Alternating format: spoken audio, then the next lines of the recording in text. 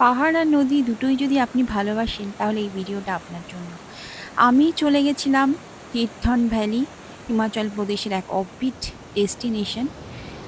কটা দিন শহরের ব্যস্ততম জীবন থেকে নিজেকে একটু মুক্তি দিতে চলে গেছিলাম এই পাহাড়ি নদীর ধারে একটু বিশ্রাম করতে। তো আপনারাও যদি পাহাড় আর নদীকে একসঙ্গে ভালোবেসে থাকতে চান তাহলে এই ভিডিওটা আপনাদের জন্য। চলুন আমার সঙ্গে তীর্থন ভ্যালি ঘুরে আসবেন। তো শিয়ালদা স্টেশন থেকে আমি রাজধানী এক্সপ্রেস যথারীতি নিয়ম মেনে রাজধানী এক্সপ্রেসে করে দিল্লি চলে এসেছি। আর দিল্লিতে এখন আমাকে এই যে বসে থাকতে দেখছেন এক্সিকিউটিভ লাউঞ্জে। আমরা যাব হচ্ছে দিল্লি থেকে চণ্ডীগড়, আর চণ্ডীগড় থেকে তীর্থন ভ্যালি। মোটামুটি ৬ ঘন্টার রাস্তা। তো এইখানে আমরা এক্সিকিউটিভ লাউঞ্জে বিশ্রাম নিচ্ছি। আমাদের ট্রেন দুপুরবেলা। আমরা ৮০ টাকা করে পার হেড এক্সিকিউটিভ লাউঞ্জে ঢুকেছি বিশ্রাম নেওয়ার জন্য। এর সঙ্গে ওয়াশরুম আর কফি চা ফ্রি। আর এখানে আমরা লাঞ্চ করে নিচ্ছি, ভেজ লাঞ্চ নিয়েছি। ভেজ লাঞ্চ ৩৭০ টাকা করে, আর ননভেজ লাঞ্চ ৪২০ টাকা করে। ননভেজের মধ্যে এক্সট্রা আর কিছুই নেই, শুধু চিকেন কারি রয়েছে। তো আমরা ভেজ লাঞ্চটাই প্রেফার করেছিলাম। আমাদের ট্রেন ২:৩০-টের সময় শতাব্দী এক্সপ্রেস দিল্লি থেকে চণ্ডীগড়, ৪ ঘন্টার রাস্তা মোটামুটি। তো দুপুরের লাঞ্চটা যেহেতু আমাদের ট্রেনে নেই, আমাদের এখানেই করে নিতে হবে, সেজন্য লাঞ্চটা আমরা করে নিচ্ছি। বিভিন্ন রকম বাফেট সিস্টেমে এখানে লাঞ্চ সার্ভ হচ্ছিল। যেহেতু আমাদের পৌঁছাতে পৌঁছাতে সন্ধে হয়ে যাবে, আর ট্রেনে ৪-৫ ঘন্টা আমরা কিছু খাবার পাবো না, বিশেষ কোনো জায়গায় দাঁড়ায় না, আর এটা সুপারফাস্ট ট্রেন, আর খাবারও ওঠে না। তো তার জন্য আমরা লাঞ্চটা করে নিয়েছি, নিয়েই আমরা ট্রেনে উঠে পড়েছি। এইখানে শতাব্দী এক্সপ্রেসে উঠে পড়েছি। আর এটা চেয়ার কার, আমাদের লাগেজগুলো মাথার ওপরের লাগেজের রাখবার জায়গাটায় রেখে দিয়েছি। আর বেশ ভালো ট্রেন, এবং লেগ স্পেসও যথেষ্ট ভালোই ছিল।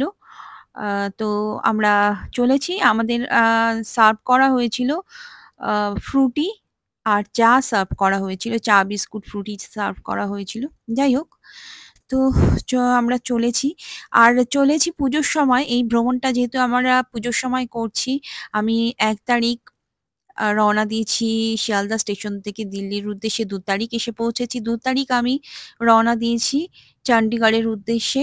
আমি সন্ধেবেলা পৌঁছবো, এবং আ কালকে ৩ তারিখ আমি রওনা দেব ভোর চণ্ডীগড় থেকে তীর্থন ভ্যালির উদ্দেশ্যে। তীর্থন ভ্যালি মানালির দিকটাই পড়ে। এটা অফবিট হিমাচল বা অফবিট মানালিও বলা যেতে পারে। হয়। তো যাই হোক, রাস্তা বলব না, মানে রেলওয়ে ট্র্যাকের দুপাশে যে জলা জায়গাগুলো রয়েছে, সেখানেই কিন্তু আমি দেখা পেলাম কাশফুল। আর দেখে তো আমি ভীষণ, মানে কি বলবো, এক্সাইটেড। কারণ পুজোর সময় বেরিয়ে চলে এসেছি। পুজো হচ্ছে ৯ তারিখ থেকে। সেটা একটা দুঃখ ভাব হচ্ছিল। কিন্তু তার সঙ্গে আমাদের কাশফুলের সঙ্গে আমাদের বাঙালিদের একটা, মানে কি বলবো, একটা পুজো বা বাঙালির শরৎকালের একটা অবিচ্ছেদ্য টান রয়েছে। সেই টানটাই অনুভব করছিলাম এই কাশফুলগুলো দেখে, এবং কাশফুলগুলোর ভিডিও বা ছবি নেবার চেষ্টা করছিলাম, কারণ ট্রেনটা ভীষণই ফাস্ট যাচ্ছিল। তো যতটুকু পেরেছি আপনাদের সঙ্গে শেয়ার করছি।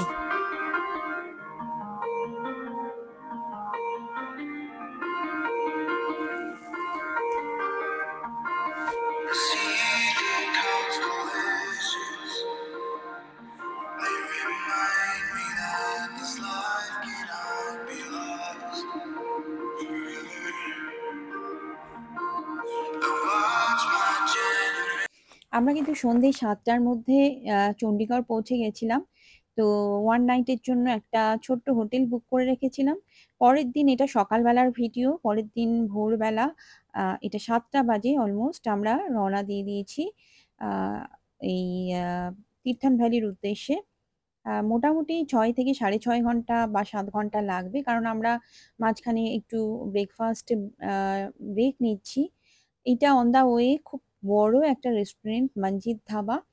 তো এটা সবথেকে ইউএসপি হচ্ছে এর খুব বড় একটা একদম মলের মতন বিশাল সুন্দর, মলের মতন বিশাল বড় একটা ওয়াশরুম আছে। তো এই জন্যে এইখানে অনেকেই গাড়ি দাঁড় করে ব্রেকফাস্ট করে নিচ্ছে, এবং যেহেতু অনেকটা দূর যেতে হবে ওয়াশরুমটাও ইউজ করবার জন্য, কারণ ভালো ওয়াশরুম ছাড়া কোনো ধাবায় যাওয়াটা মানে কি বলবো ইউজফুল নয়। তো যেহেতু লং ডিস্টেন্স আমরা অনেকটাই যাব হাইওয়ে ধরে, এখানে আমরা খাবার বলতে আমি একটা আলু পরোটা নিয়ে নিয়েছিলাম, চিজ স্যান্ডউইচ আর কুল্লার চা নিয়ে নিয়েছিলাম। তো আলু পরোটার সঙ্গে আর আচার, দই ছিল, বাট দইটা ভীষণ চিল্ড ছিল, ঠান্ডা লেগে যেতে পারে, এই জন্য দইটা ফেরত দিয়ে দিলাম, আর শুধু আচার দিয়েই আলু পরোটাটা খাচ্ছিলাম। আর কিছু স্যান্ডউইচ প্যাক করে নিয়েছিলাম অন দা ওয়ে খাবার জন্য। তো একটু সেলফিও তুলে নিলাম।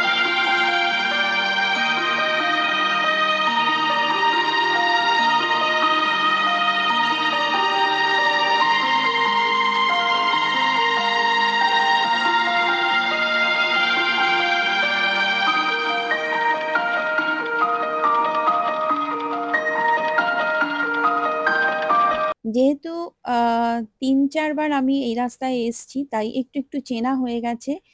বাঁদিকে একটা লেক পড়বে, যেটা হচ্ছে সুন্দরনগরের একটা লেক। এটা হাইড্রোলিক পাওয়ারের জন্য ওই জলটা প্রিজার্ভ করা হয়েছে, এবং খুব সুন্দর লেকটা। আর আস্তে আস্তে পাহাড়ি এলাকা চলে আসছে। আমি সেটাই ভিডিও করবার চেষ্টা করছি যে কতক্ষণে পাহাড় দেখবো আবার। মোটামুটি জুন মাসের পর জুলাই, আগস্ট, সেপ্টেম্বর বাদ দিয়ে আমি আবার অক্টোবরে বেরিয়েছি। তো সুন্দরনগর পেরিয়ে, মান্ডি পেরিয়ে অড টানেলের কাছে রাস্তা দুভাগে ভাগ হয়ে গেছে। একটা গেছে মানালির দিকে, আরেকটা চলে গেছে তীর্থন ভ্যালি বা কাসোলের দিকে। আমরা ওই সেকেন্ড রাস্তাটা নেব, যেটা তীর্থন কাসোলের দিকে গেছে। I see the constellations. They remind me that this life আমরা কিন্তু এখন বিয়াসের ধার ধরে চলছি, সাথে সাথে বিয়াস চলছে, বিয়াস রিভার। এটা আবার কখন তীর্থন রিভারে ট্রান্সফার হয়ে যাবে জানি না। যাই হোক, এখানে অন দা ওয়ে একটা ধাবার কাছে আমরা দাঁড়িয়েছি আর কি। সেখানে একটা গার্ডেন মতো করা ছিল। অ্যাকচুয়ালি আমরা কিছু চা কফি খাওয়ার জন্য দাঁড়িয়েছি, এবং তার সঙ্গে এই ফুল গাছ টাছ দেখে আমিও আবার ছবি তুলতে শুরু করে দিলাম। আর বিয়াসের একটু ভিউ তুলে নিলাম, কারণ রাস্তাটা আবার অন্যদিকে চলে যাবে আমাদের।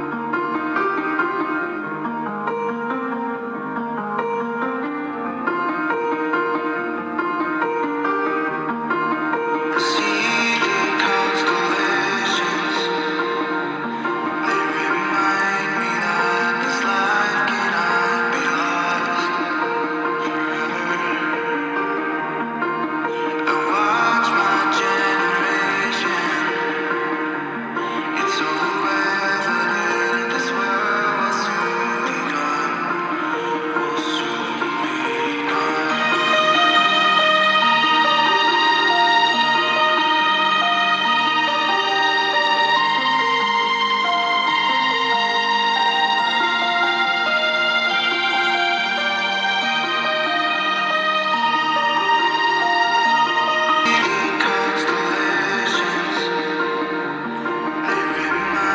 আমরা কিন্তু তীর্থন বাজারের দিকে চলে এসেছি। এইবার তীর্থন রিভারটাও সাথে সাথে শুরু হয়ে যাবে। তো এইখানে একটা, আমি আগেই বললাম যে অড টানেল বলে একটা জায়গা আছে, যেখানে রাস্তাটা দুভাগে ভাগ হয়ে যায়, একটা মানালির দিকে চলে যায়, একটা তীর্থনের দিকে চলে আসে। তো সেই রাস্তাটাই আমরা ধরেছি।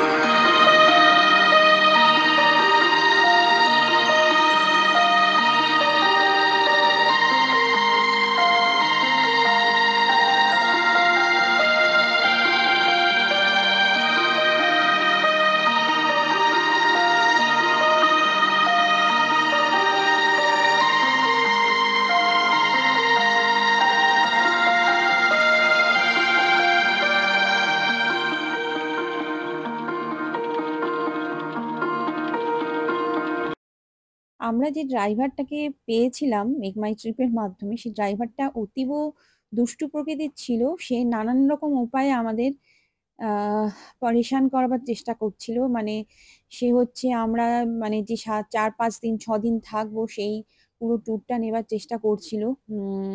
নানান রকম প্যাকেজ বলে কানের কাছে ঘ্যানর, ঘ্যানর করতে, করতে নিয়ে এসছে। যার জন্য ভীষণই ডিস্টার্ব ফিল করেছি যে নেচারটাকে যে একদম হৃদয় দিয়ে কি বলবো অনুভব করব সেটায় বাধা হচ্ছিল। যাই হোক আমরা তীর্থনিবারের পাশ দিয়েই কিন্তু যাচ্ছি। They remind me that this life cannot be lost forever. I watch my generation. It's so evident this world will soon be gone. Will soon be gone.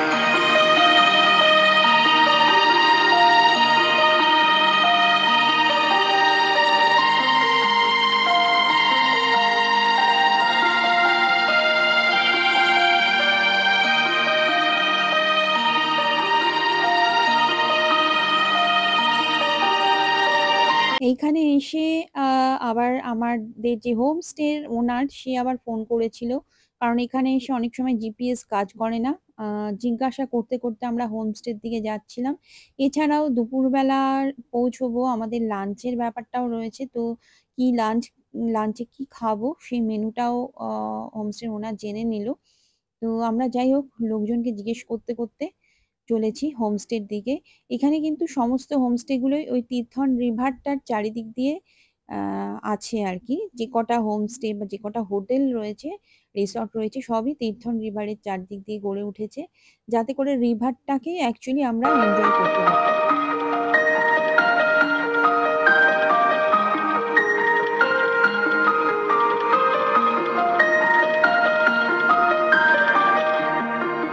I see the constellations.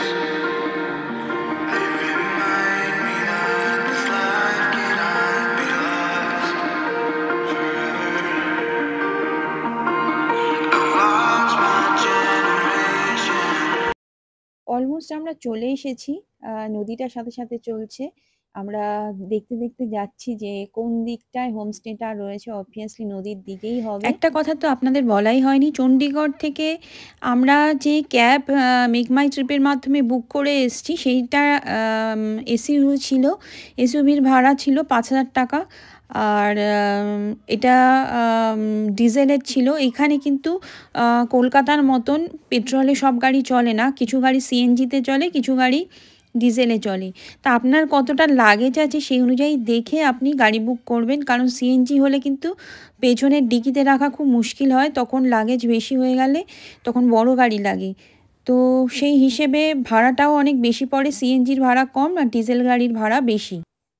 আমরা কিন্তু হোমস্টেতে চলে এসেছি। আর এটা হচ্ছে হোমস্টের dining কাম reception. এই যে কোণার দিকে reception রয়েছে। আর ডাইনিংটা বেশ বড়।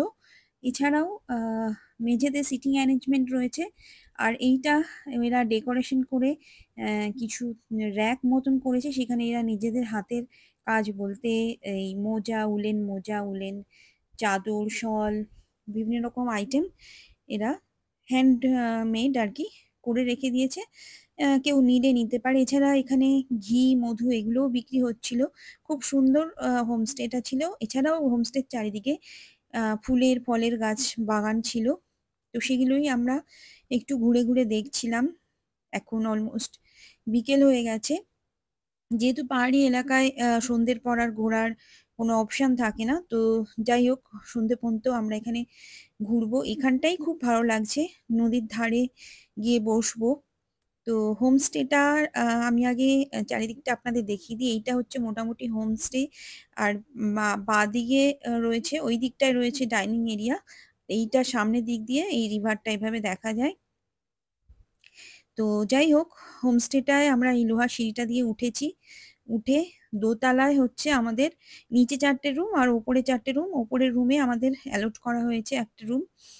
আর এইরকম লোহার সিঁড়ি দিয়ে উঠে অ্যা দুটো বসার স্টুল রাখা রয়েছে।